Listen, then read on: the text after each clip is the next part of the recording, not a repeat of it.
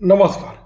दिल्लीच्या राजकारणात आपला दबदबा निर्माण करणारा ठाकरे परिवार आज गल्लीतल्या निवडणुकीसाठी संघर्ष करतोय.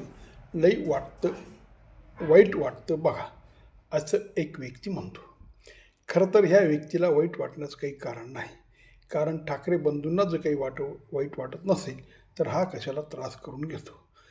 खरं तर पुढे अशी परिस्थिती येईल की यांना गल्लीतसुद्धा निवडणुकीचा प्रचार करता येणार नाही, संघर्ष करायचा विषयच नाही. कारण यांचा प्रचार हा फक्त मोहल्ल्यामध्ये होईल, गल्लीमध्ये नव्हे. आणि एकदा का मुंबई म्युन्सिपाल्टीची निवडणूक संपली आणि त्याच्यात यांचा पराजय झाला की हे बी संपले.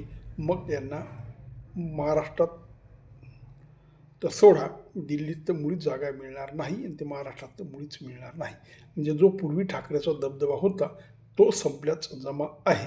आणि एकेकाळी मातोश्रीवर जाणारे भारतातले मोठमोठे नेते, वेगवेगळ्या पक्षाचे प्रमुख आणि विचारवंत राजकारणी, समाज सुधारक जे मातोश्रीवर जात होते ते तर जातच नाही, पण उद्धव ठाकरे आणि राज ठाकरे यांना त्यांच्याकडे जावं लागतं, ते बी त्यांची परवानगी काढून.